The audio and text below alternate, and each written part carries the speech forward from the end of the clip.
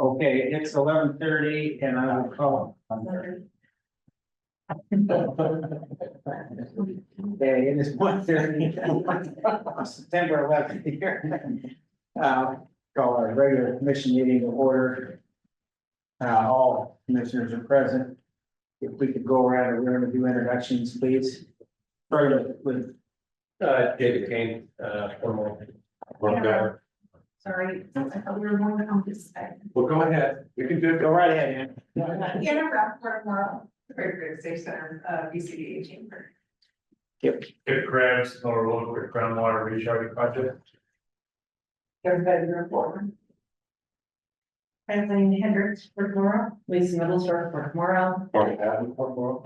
Left over for Okay, can you go through on the Zoom there, man? Sam. Sam Tucker, Port Attorney. Everyone. Kelly Morgan, Lamb Weston. Aaron Palmquist. Aaron Palmquist, City of Oregon. Kevin Bain.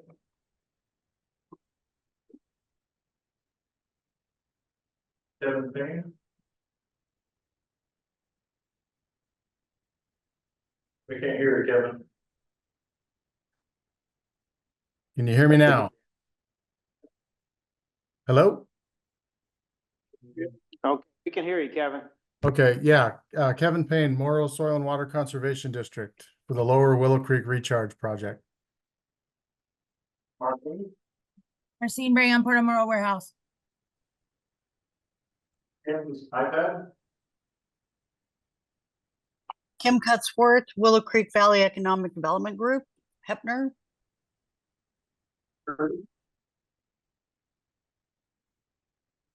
Kirby Garrett, CFN Advocates.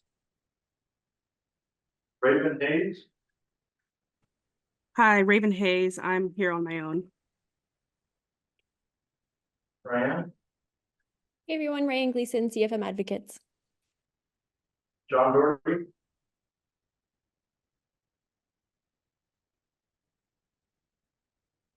John Doherty. John Doherty, City Hepner. Caitlin.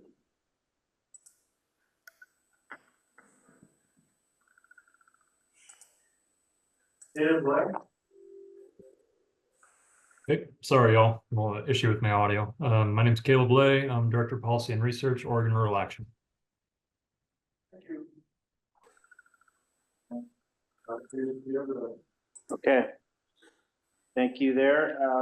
On our next on here is conflict of interest and declarations. Will we have anything that you might need to? I think I'll make the declaration please there is. It's not listed with be in the executive session. It would pertain to a real estate transaction. I just one of them. And I'll abstain. It's an actual conflict of interest. Family are involved with the property. And I will not discuss or decide. And we do have that in the old business, so that's good. Okay. Okay, and then before we get to public comment period, if it's all right with the commission, with the passing of Larry Lindsay and being 9/11 and all that, if we could take a few seconds of silence, would that be all right? Yes. Okay, just a few seconds here, it is all I'm asking. Thank you.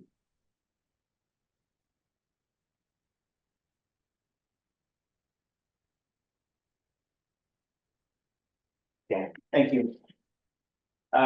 With that, any comments on Larry that anybody would like to make or? If I will tell you, I came to work with when I was 20 years old. And I mean, I was a kid. And my father passed away when I was 18. And I came to this court commission and I had 5 gentlemen sitting at the table that all acted like fathers. They were great men to respect and I really appreciated Larry over the course of the years that I got to work with him. So I called on yesterday and had a conversation with him, but great memories of what I see. Larry was so proud of this organization. He really was. It was one of the highlights in his life to be a part of the Port Commission. And all of you here that know him, worked with him, thank you for that.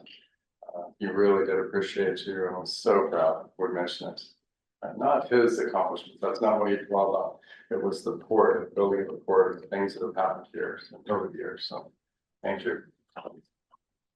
I just have to say that, when I first, came on the board, I've had a lifelong service in public service, most of it being public safety. So coming to the port was a whole different world to me. And Larry took me right under his arm and guided me, and he was there, mentored me, and, we shared a service of the military as well, and so we had some good conversations. I consider him a true friend and a good man. It's a tragic loss. Yeah. Yeah, go ahead, Karen. Okay, I'm Karen Pettigrew. I knew Larry for a long time. We had the standard joke about that when he got tired of being on the port commission, he was to give that position to me, that I was the second heir of this position. Well, then I went out and got a job as city manager. So then I said, hey man, I'm way ahead of you. I went and got a paying job. You still work for $50. And so we always had this really wonderful relationship. Because I always said if I needed somebody to give a eulogy for me at my funeral, Larry would be the one. He had wonderful things to say about me, and most of them were not true. But I had him really convinced that I was, and I just miss him so much and have loved knowing him and all the things that he was so open-minded about this county and how hard he worked for all of us to get along together. That his dedication is truly missed. So. You're right about his giving a eulogy, because we were at a funeral of the family and Larry was there, and it was somebody close to Corinne and passed away, and the pastor was saying, he kind of knew the person that passed away, but not really. And didn't really put a nice look on the person that died. And Larry stepped up there and spoke afterwards. He set the record straight, Karen, so yeah, you probably would have won. I've never seen anything quite like that, actually. Well, I went to the Hermiston or the Hefner Chamber of Commerce one time, and so he just was gonna introduce me. And it was like, I kid you not, it was fabulous. I thought I was okay. Okay, Larry, sit down. They know that's not true. Well, I grew up next to the Lindsays, they're in North Lex, and so I've known the Lindsays for a long time, and Larry, but when I got on the port board here, I sat in that chair there for Joel's in, and Larry sat right here. And of course, by then, Larry had been on the port board quite a long time, and when Gary Neal was here, and I guess I got the honor of making Larry aware after Gary Neal was droning on about something or other, it was after lunch. Larry might have got a little sleepy here and there occasionally, and I got the honor of just reaching over like to give him a little touch. To get it back. I'm glad to know that's available. Yeah. No, it was, yeah, he was a good guy. Always had good things to say. All right, no, anybody else? This is news to me, if I could say something. Shocking. I knew it was coming, but you've told me for the first time, and I'm saddened. Larry was, for all practical purposes, the very first client I had in 1976. And Larry and I served on the Port Commission for as long as I did, for 44 or 45 years. And wow, he was, what a gentleman and what an incredible guy. And also, I really, really appreciated whatever situation we were facing or he was facing. He brought to the table common sense and wisdom. You could just depend on him trying to find the best solution for the port in the county or for any situation he's been in. I feel the loss. Thanks, Sam. Okay, well, with that, we'll move on. Our public comment, already didn't have a sheet out there. Is there anybody in the audience that wanted a few minutes for public comment? Okay, hearing none, we'll move on then to our consent agenda. We have four meetings worth of minutes there.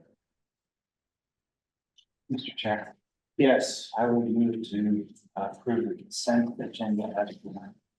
yeah. Is there a second to that? I'll second that.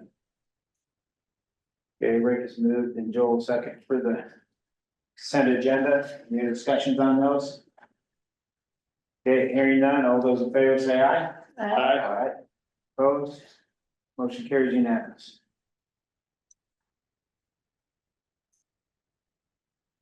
Okay, next is legislative updates. We have Kirby on there.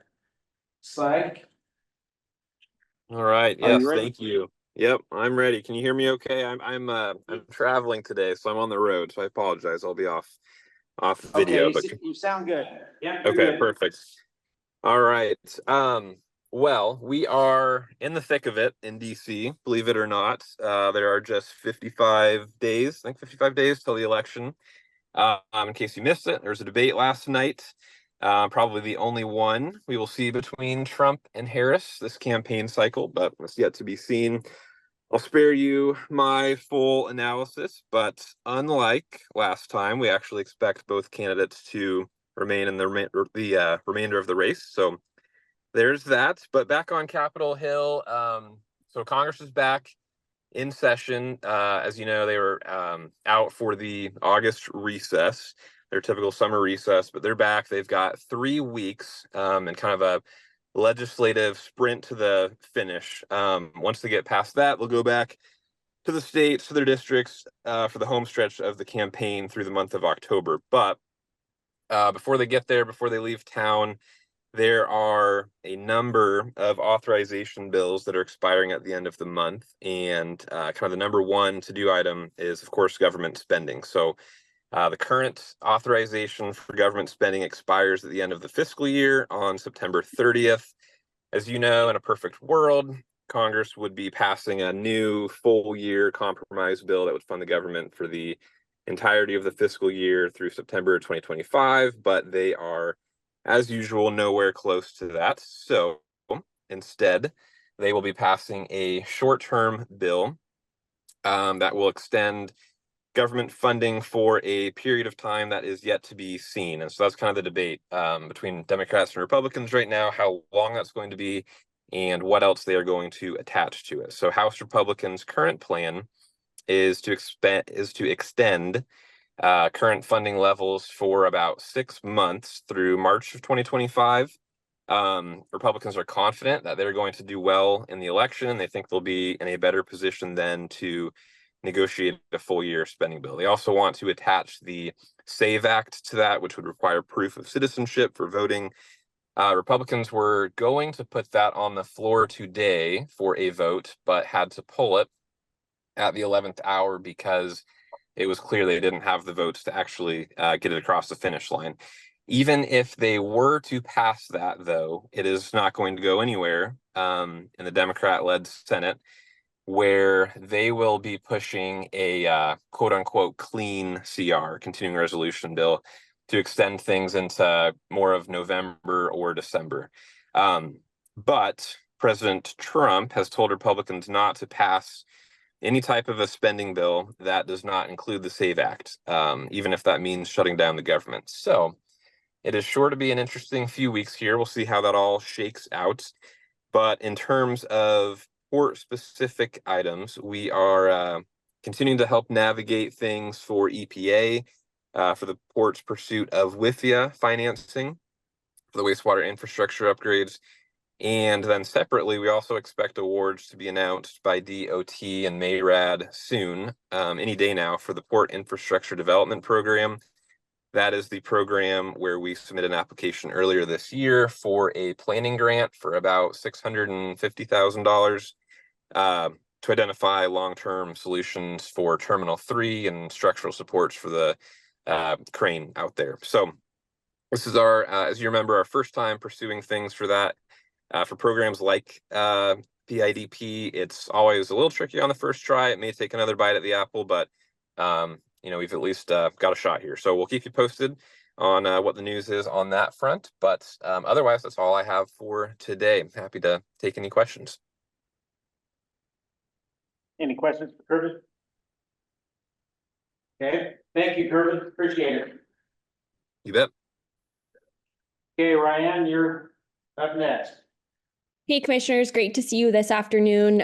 Per usual, I just have less exciting updates than Kirby does, but I'll get right into them.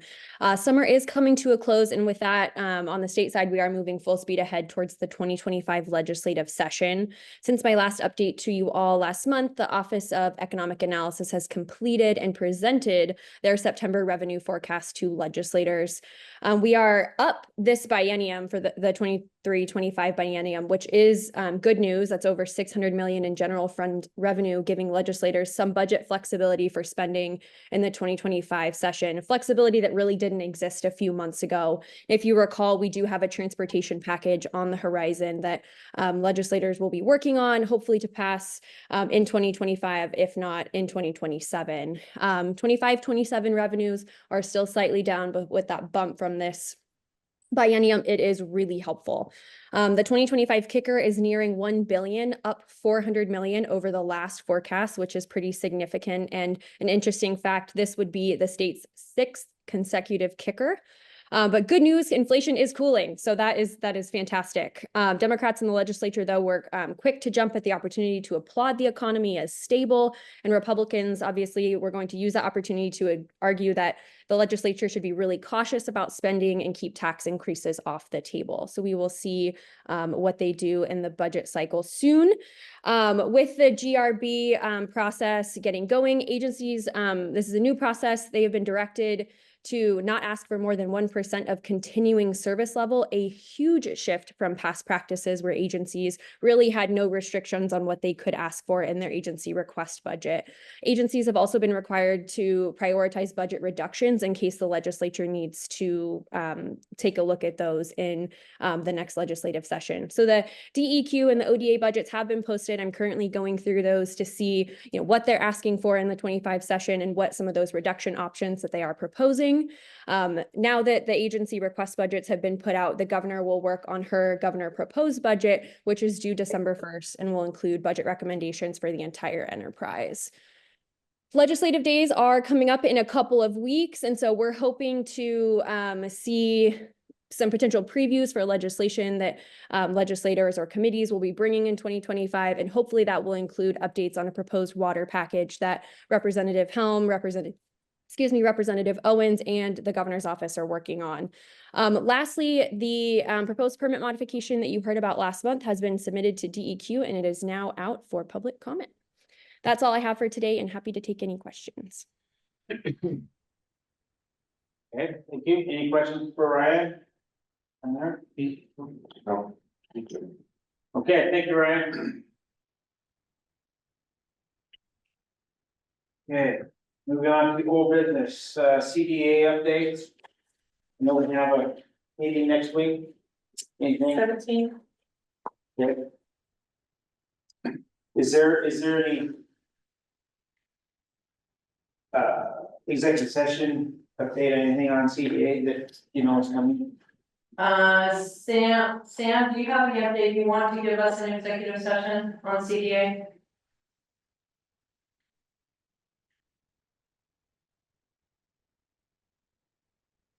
So I was away.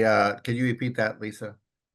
Any updates on CDA that you would like to give us in executive session regarding litigation?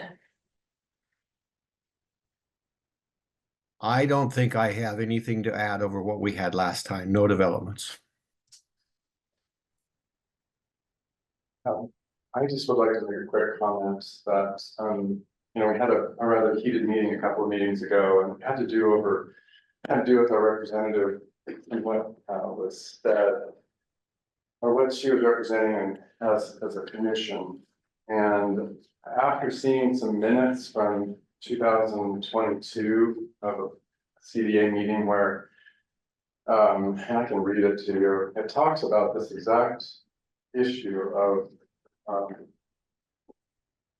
budgets approved before grants and then, and I guess I just would like to clarify that. Let me just find this real quick, please. I'm sorry, just a moment, because it seems that in my mind, as I mentioned at the meeting, I believe what was done, I don't want personalities attached to it. That's not what I'm talking about at all. And I know there's been some publications, and articles that came out. That's not what I'm talking about. I'm talking about CDA policies and how things are done. And I'm really apologize because I'm looking for it right now, because I really want to read it verbatim. That's minutes from the CDA meeting. Has to do February, June 28th of 2022. And part of the minutes, I'll stick down. Sorry, just one second. It says, number 3, approved grant application and budget. Mr. Smith. Ms. Hendricks shared the grant process with OEA. It was determined that the CDA will present the OEA budget prior to submittal to OEA for CDA board approval beginning in 2023. Motion was made to approve the CDA budget April 21st, 2022 through March 31st, 2023. The motion was made by Mr. Puzzi, seconded by Ms. Middledorf. Motion carried. Mr. Sampson asked if there is a fiscal policy that CDA follows. Ms. Hendricks shared that currently the grant is audited through the Port of Morrow books and the grant is following Port of Morrow's fiscal policy. The part I'm most concerned about though is that where it talks about it was determined that the CDA will present the OEA budget prior to for the CDA for board approval prior to submittal of the grant. That's what we were talking about, and that's what I was talking about. I'm not getting into personalities, I'm not getting into anything, but if the CDA board itself said that that's the policy and it wasn't followed this year, or maybe not even last year, I'm not even sure. Okay, that's not how I would like to see it run, honestly. I would like to see CDA follow what they submit, what they say they're going to do. And so if they don't, I would like our representative to speak up about it. So that's the only point that I want to make on it. Thank you. Yep. Hey, Kelly did send those, I appreciate you sending those emails forwarded to me on there. Okay. Anything else on CDA? Really going forward? Okay. When's the next meeting? I'm sorry. The 17th, next week. Yeah, 17th. Right. Okay, thank you. I'll try to listen. Okay, next is WIPIA application update. I don't know that we have an update from the last meeting on WIPIA either. You'll be taking action under new business. I think at the last meeting, we informed you that they were, with EPA was suggesting that we seek $50 million from the state clean water revolving fund. We're making that application, but we have that under new business, so we'll be back on a follow-up meeting with WIPIA within the next 2 or 3 weeks, I would imagine. They don't have anything scheduled right now. Okay. But maybe the short-term financing update that you gave towards today to 3 potential investors. Yes. 5 individuals, 3 companies. Good. Yeah, I got a chance to step in and say hello to them there. So they seem to be like what they saw, from what I understand. So it's good. Okay. Next is land purchase update. So, we have signed the purchase and sale agreement. And we are working on the right of first refusal document. that is a part of that purchase and sale agreement. Our attorneys right now are going back and forth, on a few last items, probably about 4 items that they're discussing. I would expect by the end of the day that will be wrapped up and we'll be ready to sign it tomorrow. So we will have a fully executed purchase and sale agreement. Shortly. Right. Good news. Great Yeah, good news. yeah. That's a big step. Big step. Yeah, for a big step.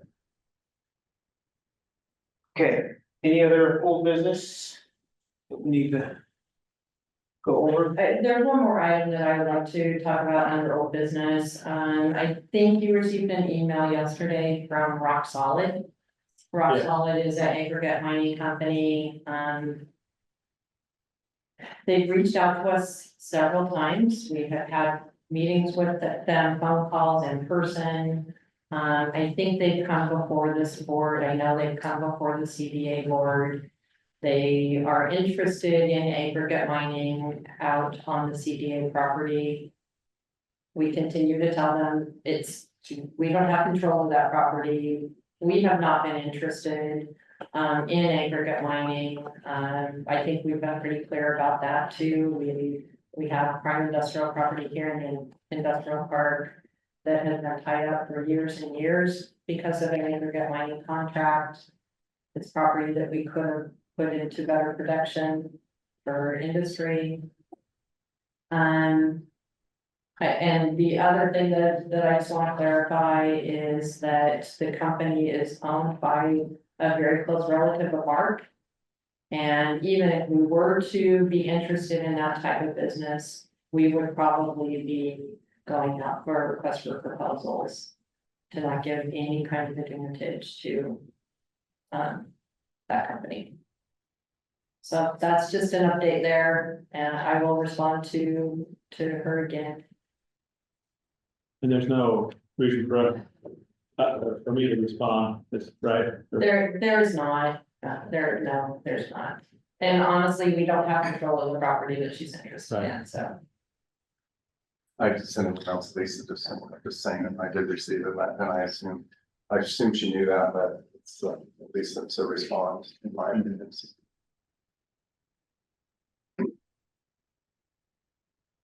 Okay. Anything else? Unless there's any other direction from you, it's property we have no control over.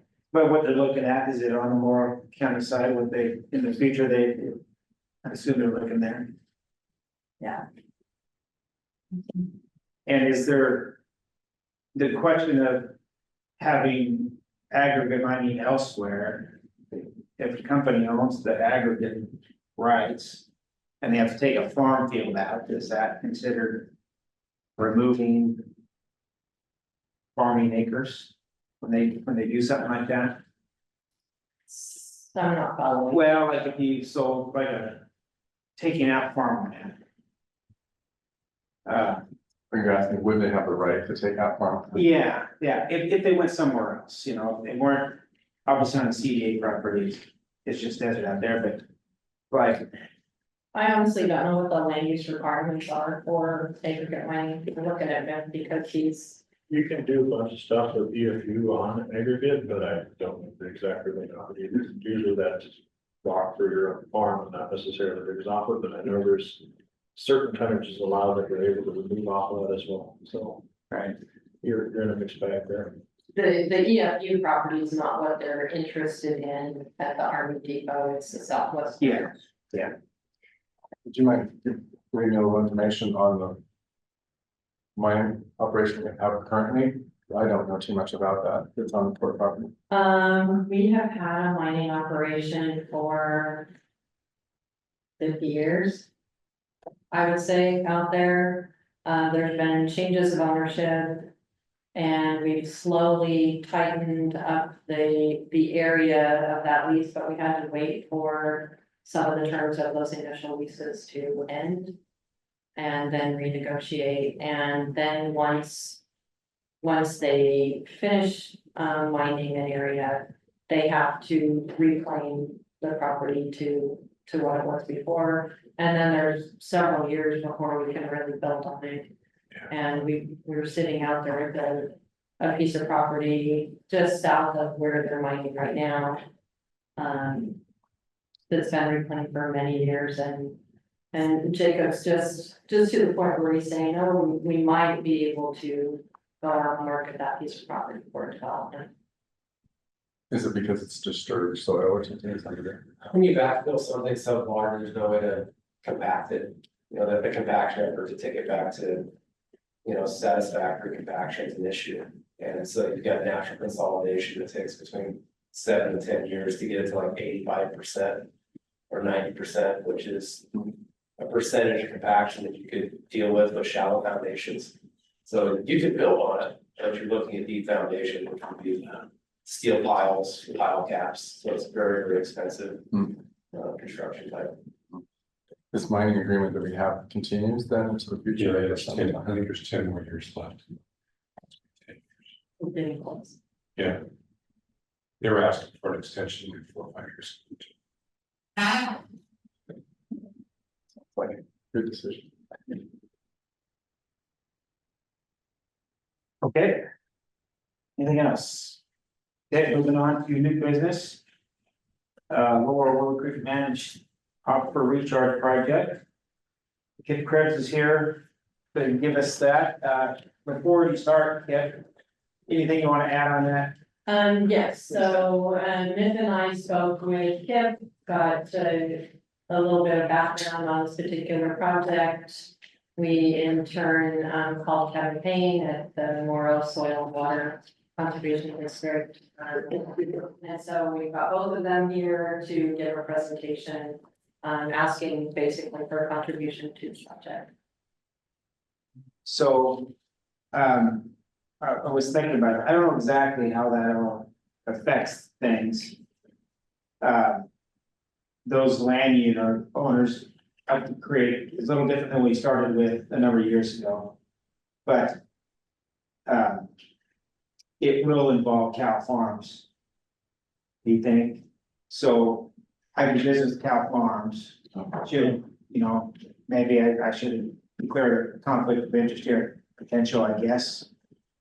I mean, they may get water, they may not, I don't really know. I'll declare a potential conflict, at least with doing business with cow farms. Okay, go ahead. Gonna let Kevin start and then I'll finish up. Okay. Sure. Thanks for getting us on the agenda today. So yeah, this started probably 5 or 6 years ago. Kip came to us with this idea. He had done some digging, and through the Port of Arlington, he'll give a little more background there, but they found this storage right. So we partnered up with Herb Winters in Gillum County at the Gillum SWCD. And so what we've got is, I think there's about 16 landowners in Morrow County and 4 landowners in Gillum County. And what it was for is the application was to see if we could get a feasibility study approved and then have that money matched by Oregon Water Resources Department. So we've got, the application was approved for funding. And so what we did was we had a breakdown by irrigated acres in the county. And so there's about 1,692 acres in Morrow County and about 480 acres in Gillum County. So we broke it down, and to get the robust feasibility study, we needed to come up with about $50,000 on our end, which would be matched by the Oregon Water Resources Department. And so we went to Morrow County last week, and the commissioners approved $20,000. Gillum County has already received $11,000. And so essentially we are looking for 19,000 more. But yeah, with a little bit more history and background on the project itself and the opportunities, I'll turn it over to Kip. Okay, want me to stand or want me to sit? No, it's sitting. So even further background, why we got to this point. So right now in Willow Creek, you have these landowners who use water. And by the time, midsummer or late part of early summer, the Willow Creek starts drying up. Further you go down the creek, and a lot of guys, especially myself, and, you know, you run out, on July 1, or lucky July 15. And so it's super frustrating to have growing months, and you have all the infrastructure there, you just can't do anything, 'cause you got no water. Majority of our project layout, and I'm gonna hand this out, I'm gonna give you guys copies, but my printer ran out of colored ink and it really doesn't do us okay, we've got the color. In that project boundary, we sit in a critical groundwater zone called elevate. And so you cannot put in an irrigation well because it's critical groundwater zone, calling the basketballs. So there you're sitting, noxious weed growth constantly going, trying to keep your crop alive so you get some water again. The old Port Arlington director, Peter Mitchell, found this deep in the archives, this watershed ID number 307-10417, which is 5,640 acre feet of storage water that's available to Willow Creek water right users from south of Ione all the way up to the Columbia.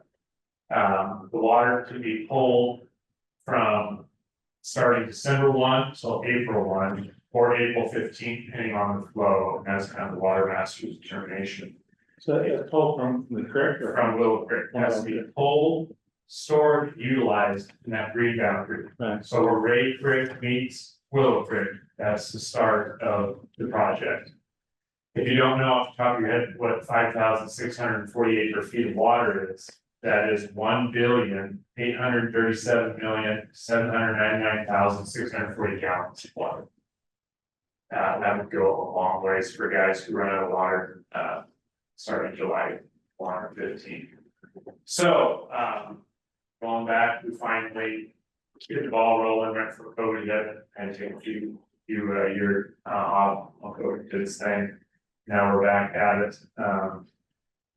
So really, we're trying to just fill in that gap, growing season, where we have water, we incorporate all sizes farms off of the water master sheet here. Some farms are 5 acres, some are 500 or more acres of water rights. And that's how we got the acreage that Kevin talked about. Any questions? Okay, so they talked about all bases I've been involved, so. I think what I saw was recharge. So when I think recharge, I'm picturing putting it back down a well. Is that what? That's what we're going for. That, because the valley is so long and narrow, you couldn't put a reservoir in one particular spot, try to feed everybody, and it's cost a lot to build, maintain a reservoir and things like that.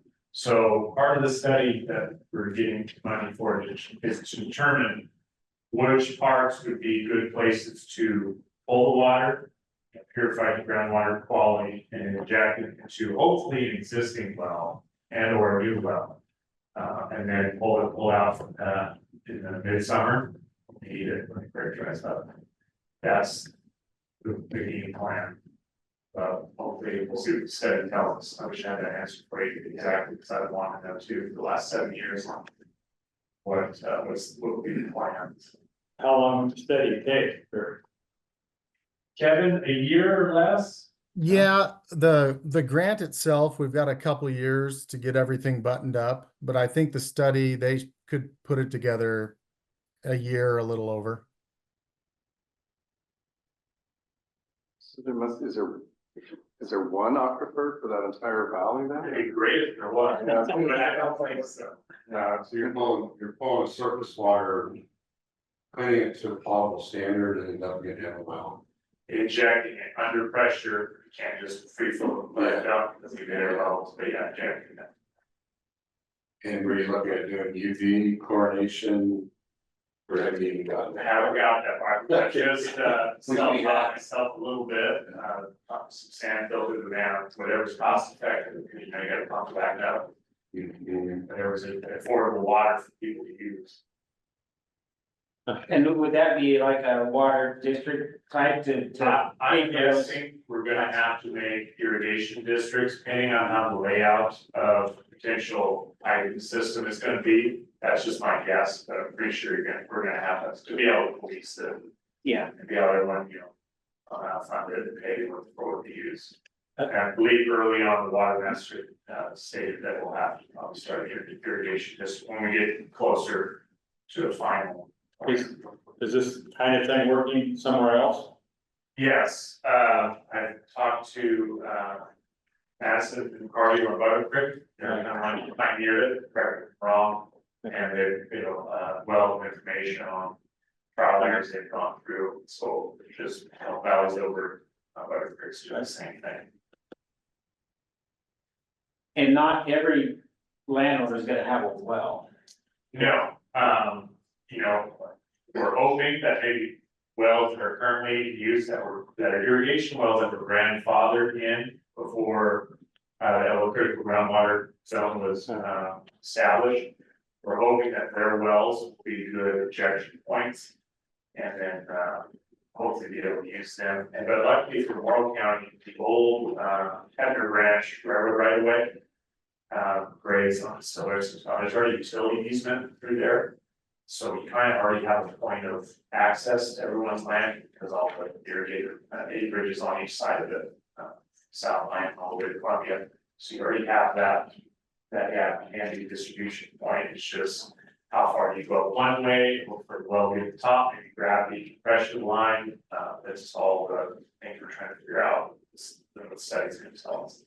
So it'd be somewhat like the Willow Creek project and the water reservoir. Exactly. Except we're injecting it during high flow months and then pulling out similar concept, but for recharge. But with that reservoir already.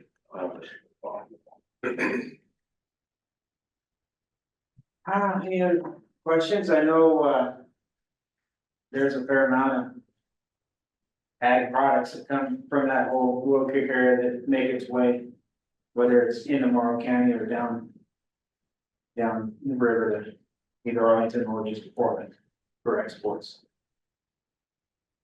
I think it's a thing worth looking at. I speak on just behalf of myself, we have several new circulated irrigation systems, maximum efficiency for water usage on our property, both myself and my parents. And ready to go, and they're just sitting there, and they're sat there for less month and a half, so they don't have any water. And a lot of growers in the Willow Creek Valley are really stuck only growing X amount of products because they're growing products that can fit their water needs. So having a system in place where you can have water longer throughout growing season, I think will branch out a lot of farms, which is more type of commodities. And you have a trickle down effect, they're gonna buy equipment, use more fuel, electricity, and all the other entities that help farms grow. Okay. Thank you, Kevin. Thank you, Kevin. Yep. So with that, you're asking for a request of $19,000. Did I get that correct? Correct. That is correct. Does sound like the rest of them have already committed, so Yeah. the other end. Both Gillman and Morrow County have committed. And I could vote. Or that was the application fee. Okay. And the staff is good with, I think it's a $19,000. great project Yeah. and that we should support it. Mr. Chairman, are we ready for a motion? I think so. I would move that we report tomorrow for about $19,000 for the feasibility study. I'll second. Okay. Joe will move, Rick is second to approve the $19,000 to Lower Willow Creek Managed Aquifer Recharge Project. Any other further discussion? Hearing none, all those in favor say aye. Aye. Opposed? Okay, motion carries, passed unanimous. There you go. Okay, very much. Yeah, keep us updated. 7 years worth of work. Yeah, yeah, Thank you. keep us Well, the updated. work should start in there. Yeah. Started this month 27th, and it's great. Thank you guys. Okay. Okay, next is broadband update. And I had that added, that I saw the email that went to us, and I was curious about the location, that was really what the location of all this stuff was going on. And we have two other board members here too, so Yeah. please speak up, George and Rick. I talked to Nick yesterday a little bit too, just to clarify, we've got a lot of acronyms in this program. Like BDA, BTAP, BDP, those are grant applications. I'll just read real quick what he said. We requested 3.4 million in BDP grant funds and committed 180,000 in match, about half of which was from the BTAP grant. The rest from the Amazon grant for a total cost of 3.6 million. If fully funded, BDP will fund the final design and construction of 66.3 miles of fiber to connect 205 unserved customers. And just a little clarification on that is that we have fiber in various places throughout South Morrow County and into Irrigant too that are unconnected. They need the dots connected. There's a chunk missing, so it's not fiber that's lit. So that's what this initial funding is helping with. After that, then the bigger grant comes into play. So it talks about 266 miles of fiber. When that is completed, those miles would drop out of the B fund. And it has a total allocation in Oregon of $689 million. And just so everyone knows, Morrow County is way ahead of most other counties in the state for having plans and thoughts and contacting customers and doing the research for getting these lines built. So it goes on, since the state is a grantee that receives these from NTIA, another acronym, and we are the sub-grantees to apply for this to the state for our remaining unserved customers in Morrow County. Those would be even further out, away from the ones that are going to be connected, like these ones with the BDP grant are like part of Willow Creek, connecting Lexington and Hefner, or going out Hinton Creek. Those are the ones that are happening now. But the ones that are further out would fall under the BTAP. As we discussed, no, the BEAD funds, sorry. As we discussed, the BEAD funds were awarded based on school district boundaries. So if we apply for ION, we may end up picking up the cost and funding to serve some sites in Gillum County, but that does not mean we're applying with them. We'd be the applicant and they would not apply for that district. So across the two counties, when there was some email that came out between Morrow and Gillum County, that's where it starts tying in because of the school district boundaries and getting the funds. The board will soon hear, and Nick is presenting to us that it's time to bring everybody together, Gillum County and Morrow County and the school districts, and not duplicate or apply against each other for these funding dollars and work together. It may come that we apply for some of them. The Iron School District, they would be awarded funds, and part of their service area is Gillum County. So that's why that conversation was coming about. So the conversations are happening. There's 5 ISPs involved in serving this area, and Nick asked for input from them who would be interested in serving Valley, I think is the one that's in Gillum County a lot. And anyway, so they have already responded. I think Blue Mountain has already responded too. So people are starting to talk, which is exactly what we want. We would like an agreement going forward before we apply, so that we don't leave it to the state to decide these things. So I think we'll go a lot further as we do it that way. So that's where we're at. Anything else I'm missing there? Who's on the unserved list? Understand that. I mean this. Yeah, what about the unserved outside of Oregon? That wasn't in any of your areas now.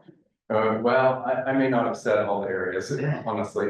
I would hope that that's included. Go ahead, please, sorry. Some of that is being covered by Jordan, where he is covering it with PDT. That's not yet. I don't, he's applying for the same dollars, he's doing the same project around our area that's underserved, that is not served currently at the moment. And he is doing that with that stuff. So he's filling in the gaps in the northern part of Morrow County, and that's why we chose not to go against him. And he sits in our meetings and gives these updates to us. He knows what we're doing and he knows what we're tying together. Besides the fact that he's also the connection to the windway part of it as well. So we are being very thoughtful on that. The only area that is in question still is in the Iridium area due to ISPs and just people, companies that are overseeing that area and leadership on that side. We couldn't have that, we couldn't cover that. They didn't want the consortiums. Over there. I do have a question, the grant is for fiber and it's connecting pieces that are lacking fiber. How does the ownership and maintenance operations work? After it's built, there's going to be ISPs that will probably take it over. Honestly, they'll take it over and they'll have a no charge infrastructure. I suspect will be given to them. Hopefully that will be incentive enough to overcome the reluctance of tax implications for them.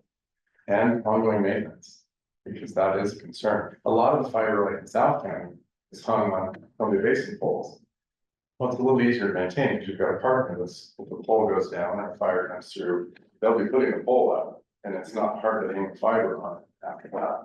But that's, it is a concern, but we're starting to, at least Nick, our executive director, is starting to get more comfortable with the idea that there will be a successful handoff and maintenance. So that these more remote areas will still maintain service. And due to the fact that we are so far ahead, thank you to the fellowship and all the work that was done over the last 3 or 4 years. We're pretty likely to be funded. Yes. Yeah. I mean, we are truly 2 years ahead of most and maybe 3. So I mean, we're way ahead of everybody. That's good news. We're coming to our group. Yes. Asking them for help and guidance. Partnering. And you're helping a little, but not really. So we've had several discussions about exit strategy because nobody wants, none of the public entities want to be owners of the system, so. And are there scenarios, Phil, where there's someone that's just way too far out of what's a logical infrastructure improvement to go the satellite route and? There are service locations that are so remote and there'd be so few people, having like 2 or 3, and you're going 20 miles of fiber. That Business Oregon will probably say that's too much. We can't, or we wouldn't approve a grant for that many millions for this small location. That was Nick's comment yesterday when I talked to him. And is there still a way to help those people then? It hasn't been discussed yet. Well, and part of the thing we did talk about, why don't we just buy with this grant funding, Starlinks or HughesNet or whatever, and just be done with it. But if that isn't kind of the direction that grant will allow us to go. Okay. Starlink, they both work. Starlink does work. But that wasn't a direction they authorized us to go. Basically, they didn't seem interested. Because this is more infrastructure than service. This is infrastructure is what it is. And then from there, the ISPs are taking it over from the infrastructure part and driving the service part to that person. So that's incentive to the ISPs. So they're doing a lot of design right now and they've got door hangers and Facebook page and things like that, getting information out to the prospective customers. And it's good information and it's gonna be more affordable, honestly, I think, and better service than a lot of places. Yeah, and we do have a Facebook page that you can follow, the Morrow County Broadband page. It's active and that's where they're gonna be sending everybody, so like the door hangers and QR codes that goes to our social media page. And that's gonna be the continuous update location for any information changing and moving forward. Maybe that's something we could share on our Facebook page. So the joining part, that's what kind of got my attention when I read that.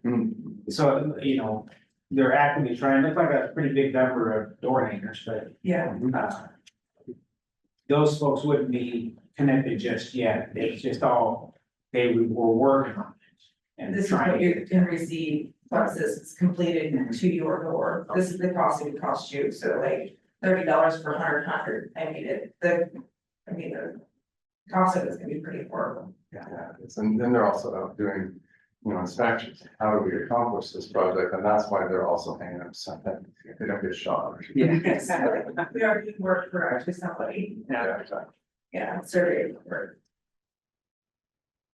All good? All right. Thanks, John. Okay. Resolution 2024-12, clean water state revolving fund. Oh.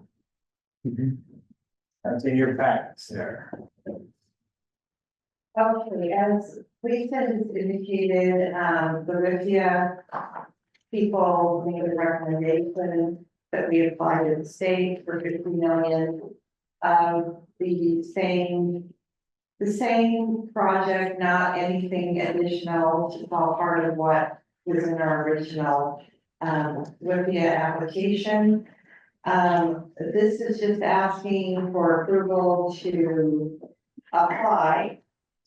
It actually also asks for approval to sign an agreement, assuming that we are awarded. And to give either the president or the executive director or the designee to act as the authorized representative on behalf of the board to determine the remaining terms and sign those documents necessary to obtain financing.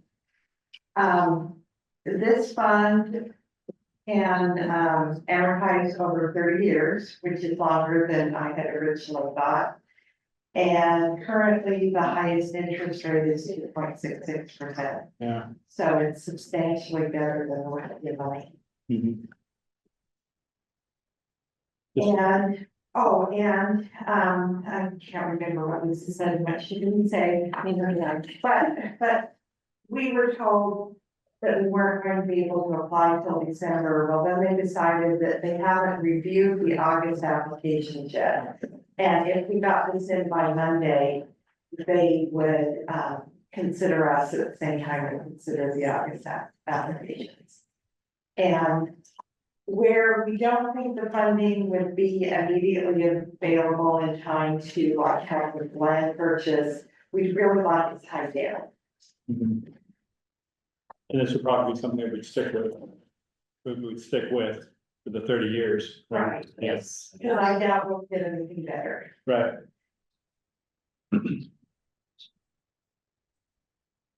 Is 50 million the limit? Is there a limit? That's what we've been told by the state is the limit, which is substantially higher than what we got when we talked to them ourselves before they got contacted by Wikia. So we have asked for more. We have not asked for more, and we do know that they have approved an application larger than Yeah, 60. 68 million. So It was recommended by EPA that we go to DEQ and apply for $50 million to be funded over 2 years.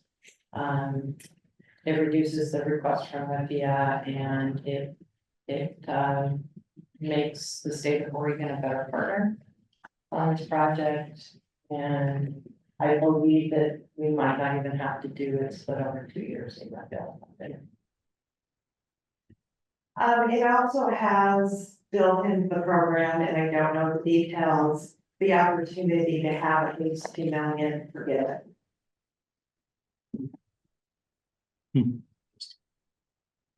Why is that? We only ask for that. Like what you said about having Oregon and more involved in the success of this. Yes. It's pretty good community development too. They can always ask for more. More for you. Okay, got this in front of us. Yeah.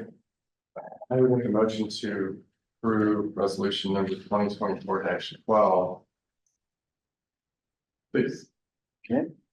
Go on, read it after me. No, it doesn't. Is there a second to that motion? I'll second the motion. Okay. Don is moving, Joel second. Any other discussion on this resolution? Hearing none, all those in favor, say aye. Aye. Any opposed? Okay. Motion passes unanimous. Good. Any other new business? You need to discuss. In front of us, we didn't have, okay? Moving on to staff reports, project updates. So since last month, our a big project at the airport, not a lot to report. Asphalt paving was complete. We've got some ongoing utilities going in, the light poles, our crews are out there working on that project. Contract's been awarded, agreements in place for some potable infrastructure on the ground. They're gonna mow it in 2 weeks to start that project. So not a lot moving until striping. Striping's gonna occur kind of based upon when Bill Grant picks up. They want to mow it for both projects. So that'll be probably last week in September or first week in October. On the Bill Grant, guardrail installers are here this week. They moved in, I think, today. And they'll continue, their work should be complete in a week. And then once the guardrail is complete, we've been coordinating with the contractor, getting striping in, so we can striping done. Crane's going Crane's going down. You go by, the crane started getting delivered, I think, middle of last week. We got the track showed up and it came in. I think there was 15 semi truck trailers rolling in, so if you get a chance to drive that way on your way out, because it is a lot bigger. It is big. That's the news that they found, but it's good price. Yeah. Next one. Florida Five is still moving forward on getting ready to get that done. I mean, we should be ready to run out there in October. Yes.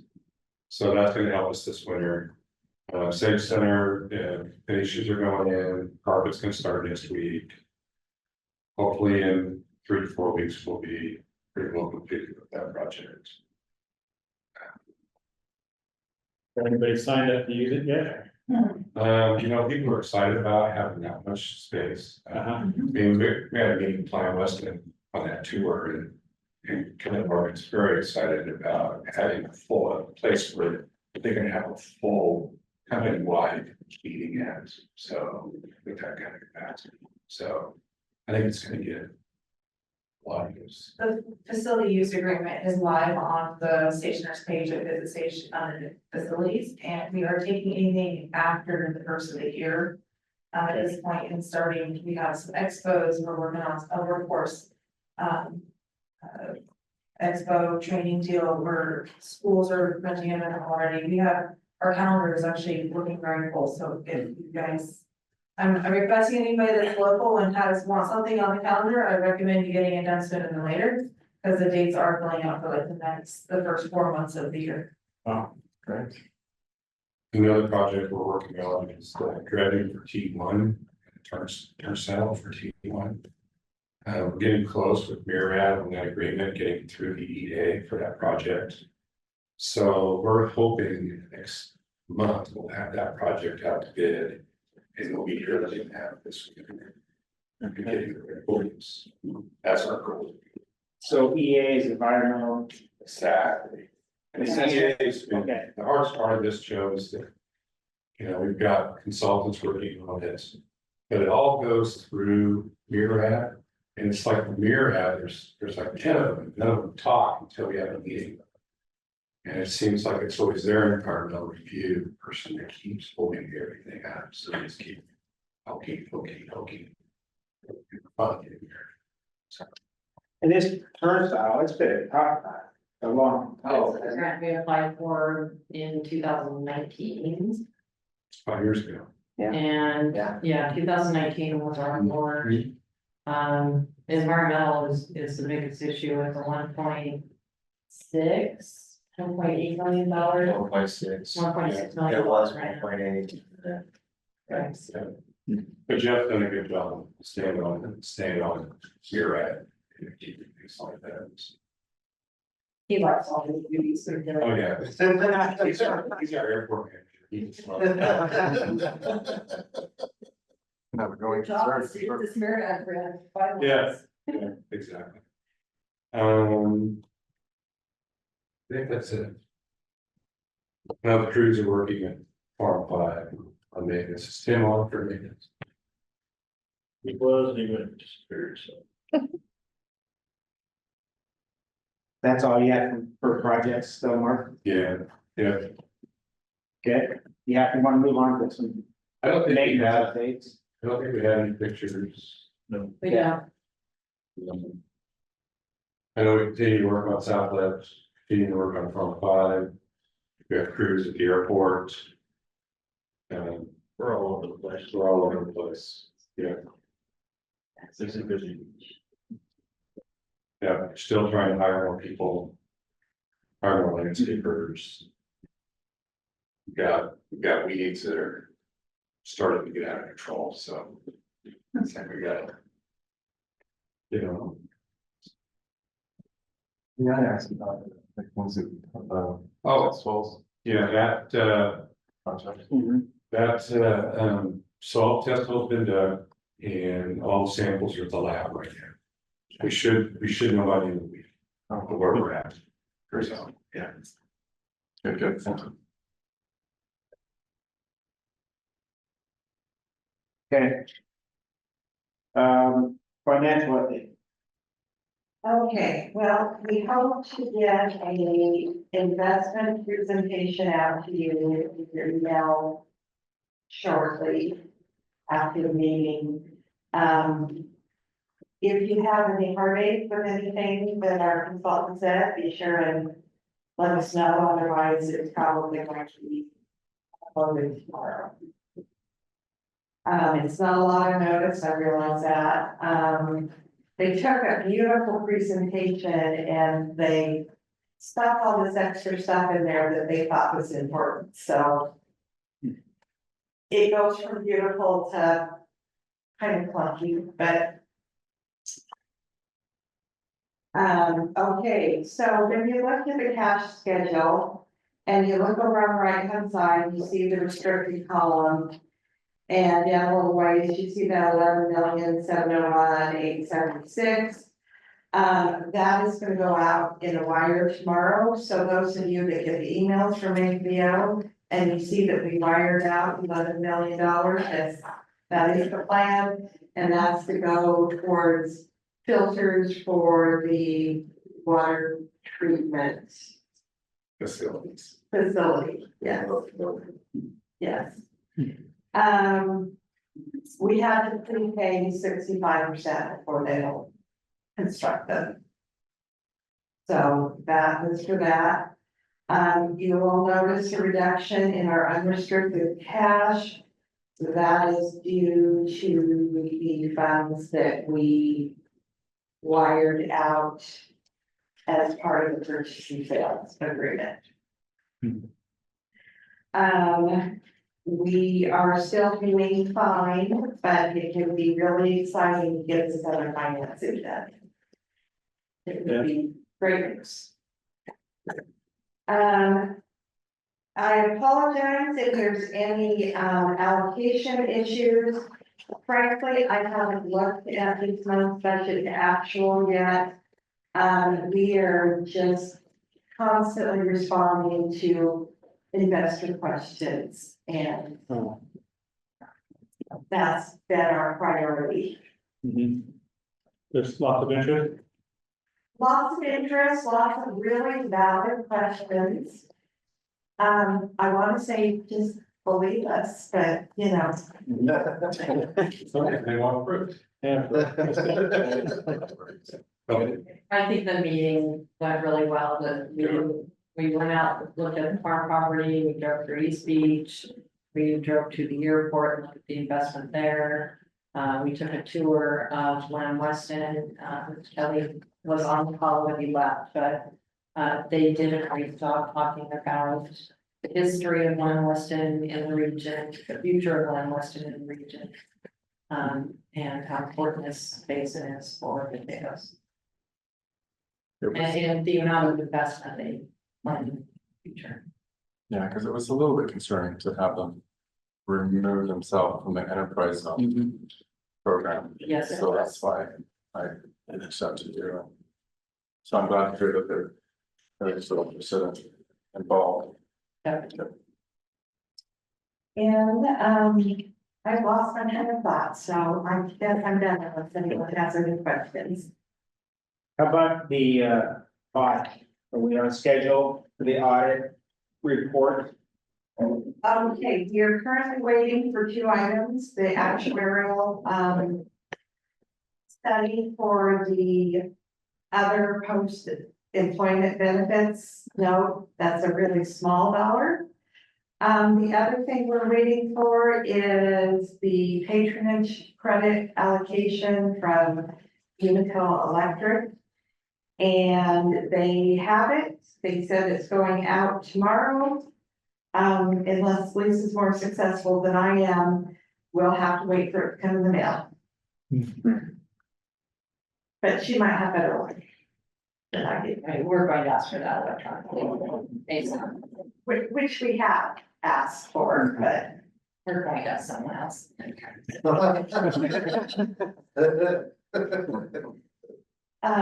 You don't have anybody to send down to their office, you stand there and wait, We could do that. put it in their hand. What they told me is it doesn't get printed out of their office, it's just like the bill, it gets sent from wherever. But you can't tell me that they can't go online and print that for me. But, okay, so that's all we're waiting on. We haven't done any of the, we haven't done the segment distribution, so I'm not saying that the report's ready to go the day after we get this, because it's not. But we're currently showing, about $500,000 in operating revenue. That is down from previous years, but not unusually down and not unexpected. With the money that we've been spending, particularly on testing. Has been the biggest difference. And so it still looks good. It looks really good once you add in the other revenue, the grant revenue. You know, the other that are considered operating. I believe we have what, a $26 million increase in net assets. Like 27, right? It's a lot. Yeah, so, you know, you can't do capital projects without spending money. So you're happy money. Well, a lot of this has been grant money, right? $10-11 million with the utility grant. And 13 to 14 of it is all of these, we call them tenant contributions, but one of our tenants pays for the improvements, right? Because we own the asset. So we have the expense, but we also have. Okay. We capitalize an asset. The other thing that would cause though is then when we depreciate the assets, it's gonna be on paper and expense. Yeah. And so I don't really expect our net operating revenue to increase substantially for a while. Okay, so it's the cash flow that's Right, important. right. And you'll see a big drop in cash, but that is because we spent money that we had borrowed for capital assets, and we have now spent it on capital assets. So a lot of our 2022 bond, the 31 million, was spent this last fiscal year. Right, so a lot of that was wastewater improvements and then the city center. Okay. So. Why we borrow the radius. But our auditors haven't mentioned any concerns about anything that did complete their field work. Okay. All right, thank you. Next on the list is usage reports. Everybody's got those in their packets for review.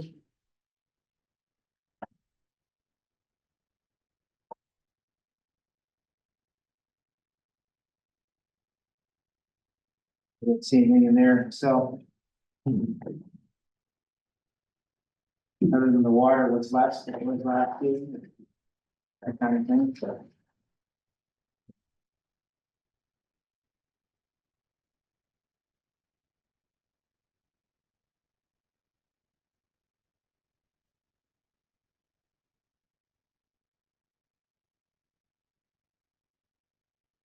Rail tariff revenue, up, is that what?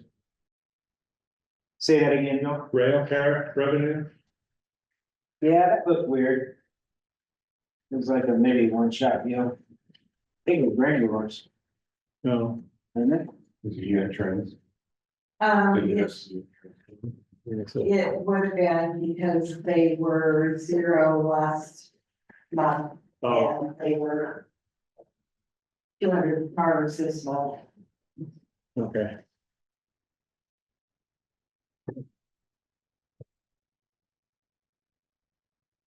Okay, any other questions on those reports you need right now? Okay, on other staff reports, I did think of a question, on jogging my memory. The report that the county got on Kinsey. The geotech, do we get that report too? We can certainly ask for that. It comes our way. And we will ask for it. Was it a geotech report or was it the FEMA? No, they, Latest feedback. for their construction site. Yeah. Oh, what they, Yeah. Yeah, we could definitely ask for it. Matt said, I asked him at that meeting and Matt said he'd send it, I should look and see if I received it. He said he's also gonna send it, I think, to the board, maybe he forgot. That's okay. That was kind of an estimate, how much dirt was needed to be moved this stuff. It wasn't really Well, it'd be nice a to see. what testing of the they- ground. They didn't do any, but they probably did testing too. That would be good to have.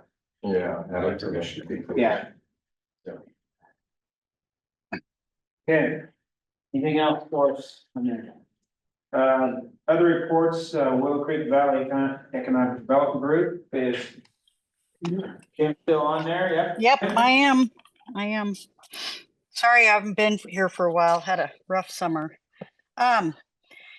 So one of the projects that WICFED's working on currently is that we're working with the city of Heppner on 2 small lots they have right off of Main Street to locate small homes. We have architectural plans for 2 1,000 square foot homes. They're 2-bedroom, 1.5 bath with an open floor plan. They're on small lots, low maintenance, all 1 level. We'll put stairs up, but they'll be easily rampable for later on. And the idea of this is that it would give older residents the ability, somewhere for them to move. Because as we all know, there's nowhere, even if they didn't want to live in their 4-bedroom, 2-bathroom, 2-story homes, they don't really have anywhere to go. So we started this project. We're just waiting on approval from planning because we're a conditional use in a commercial zone and we're not going to meet setbacks. But I doubt that we won't pass planning. And then we have a contractor that is willing to build these. And so we'll probably be ready to go. Hopefully we'll have enough time to start this fall. And one of the houses is already spoken for. So I don't think we'll have any problems with this one, much like the duplexes. We have 2 new people that are participating in our new construction program that will get, it's like a incentive. We give $20,000 in the beginning after plan approval and knowing that they're actually ready to go with construction, building permits. And then after that, at the end of the project, we give them another 20 for a total of 40. Our market analysis in the past showed that that's sort of the gap between what that's the risk they take on new construction in South Morrow County. We have 4 homes participating in our housing rehab program. That's usually about our average. One probably just wrapped up it, and then we'll get another one here in a couple of weeks. Our business enhancement program, we just assisted a business in building out part of their building for increased office space, which was completely rented the minute it was done, and a dance studio. And also we helped assist in bringing a new coffee shop to town, which we also really needed. We also reached out to 2 businesses in Lexington that we had committed funds to, and they were under the understanding when Lexington stepped away that we would not be supporting their projects, but we had committed the funds and we let them know, and that we were going to stand by our commitments. And so we assisted Bailey Heavy Equipment with their new shop, and also the Broken Spoke with their outdoor venue, which that is complete and people seem to really be enjoying it. During this last quarter, we committed funds to support the new childcare facility. And we also set aside, and we have new accounts, I guess, where we're going to support senior programs also, because these are 2 very worthy and suffering entities in our community. So we're going to try and help them keep their feet on the ground. But we also continue to support local nonprofits and special districts here, and we're quite proud of our accomplishments. Sorry to hear that we probably won't be getting the building at Kinzoo. That was for the small office and shop next to the OHU built DMV building. We heard there was some miscommunications, and that's probably not going to happen, and we were disappointed about that. But anyway, we do appreciate everything the Port of Morrow does down here, so we look forward to hopefully seeing this other project move forward. And just to further expand on that, the last meeting, I asked for the go ahead to talk to Morrow Development Corporate Group about that grant, what I thought was a grant. But it turns out that it was presented to me that it was a loan, and it's a loan for $750,000, very flexible repayment terms. It's not something that the organization like WICFED is interested in going out and borrowing $750,000 to build a flex building there. So I did mention that to Lisa in a conversation, and I think we may have more conversations going forward. Maybe there is something that can still come in the project, but right now it's not looking positive for that flexible space there. So we're hoping that changes, but it's our talent. Yeah. Okay, any questions for Kim? Okay, thank you very much, Kim. Thank you. Okay, how about BCDA? We continue to provide grants to the homeowners incentive program. For, I think by the time this report comes, I think Aaron writes at least 4 or 5 more additional checks. We're seeing probably on a consistent basis 3-4 a week. So houses are selling here in the market, showing that. Last week, Leslie said the market was a little slower than the weeks before, so we are seeing that. We did receive the U.S. Small Business Administration to Foreman Business Opportunity Incubator building of $1.5 million. So we are working on finding a design that we want to put on the property that we already own. The board's going to come together soon and start planning that.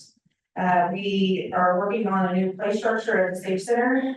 That project is looking to be about a $250,000 project. We have received $50,000 from Tremont Canyon Farms and additional $50,000 from AWS to support our community project that we're doing up there. We continue to support daycare and the seniors and our Park and Rec district. We have transitioned to our Park and Rec where we just gave them a lump dollar for all youth sports in Boardman. And they're overseeing all the youth sports now, so all the single associations and nonprofits have just handed that over now to them, and then they're managing it.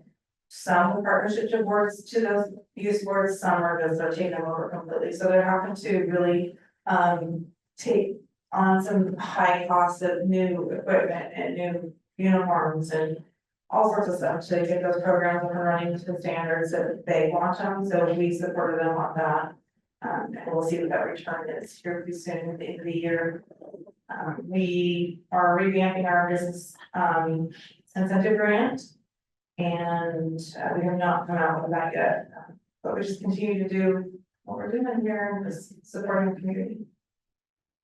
Yes, Lisa. 2 comments. Can you talk a little bit about the playground at the Sage Center?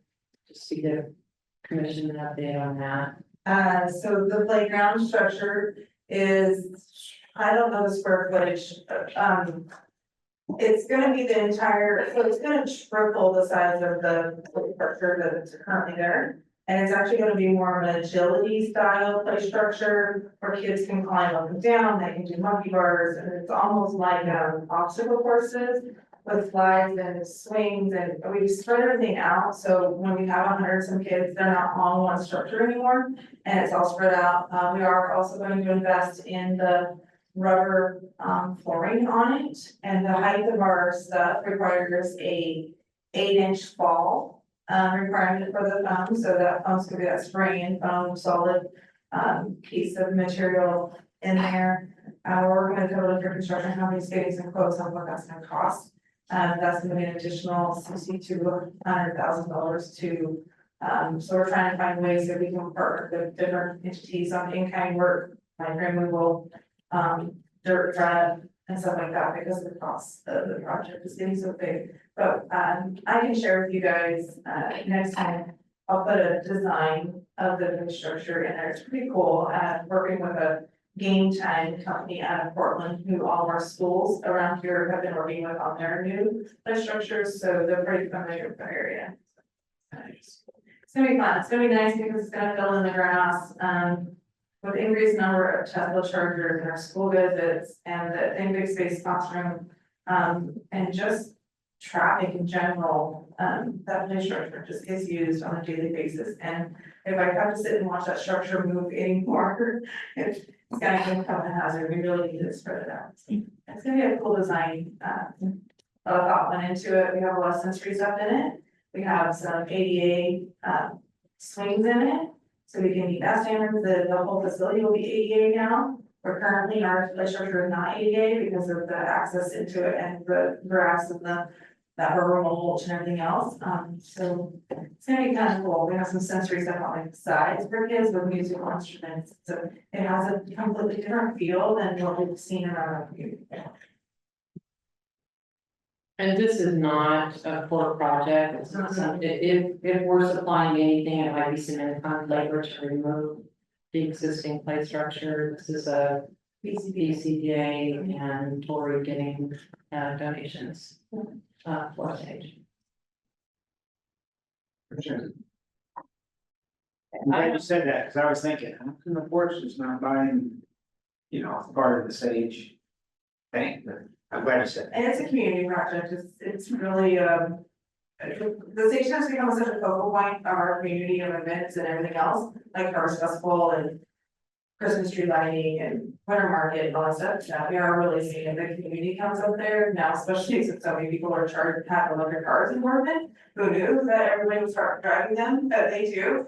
And so we're seeing a huge increase in just our local, people charging at the Tesla and the EV chargers, utilizing that play structure as well. So it's pretty interesting. I thought it was interesting at a city council meeting the other night, they were talking about, there was a lady talking about parks on the north side versus parks on the south side of the freeway.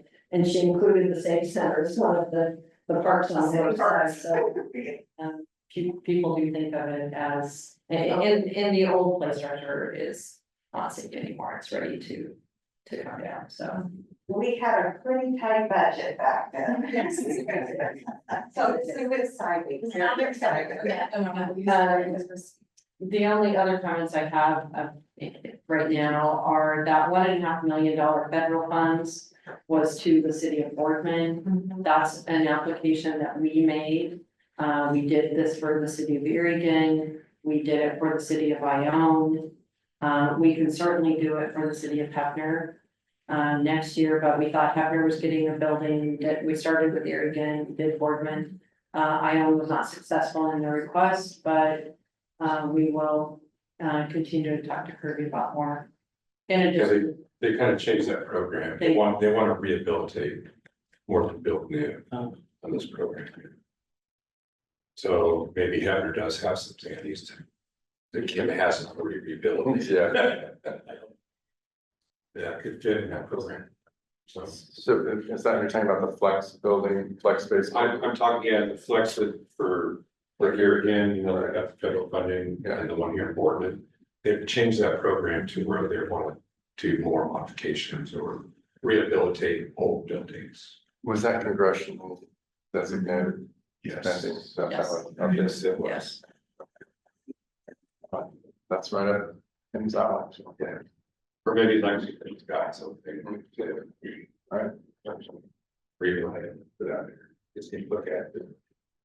Right, read the building, see maybe. Or you're actually community center, need work done on. It was talked about, I go last spring, needing work. Yeah. Okay, any other questions from the CDA? Okay, well, how about I? You were Joe. Do they meet tomorrow or this?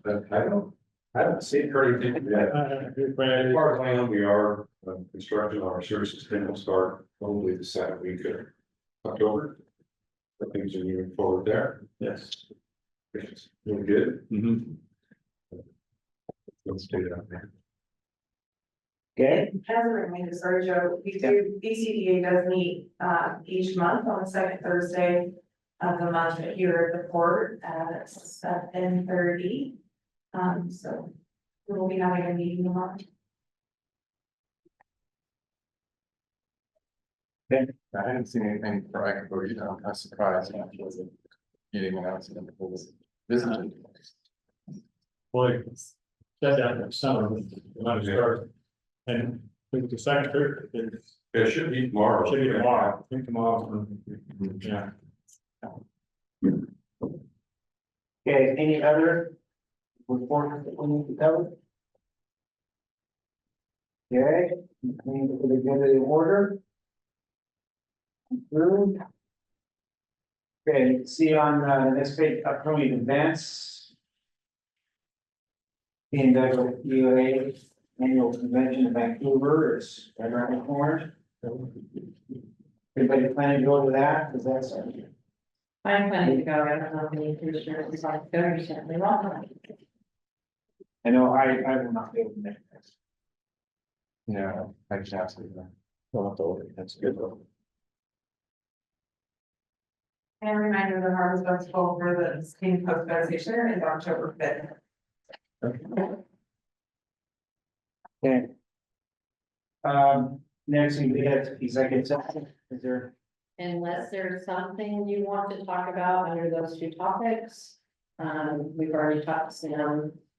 And we don't have anything else for you. Yeah. Any commissioners have anything under that? Okay. Well, that should be about it then. Yeah. Well, hearing nothing else from the commission, it is what time is it? 3:04. 3:03, my phone says, so we'll go ahead and adjourn our meeting, 3:03.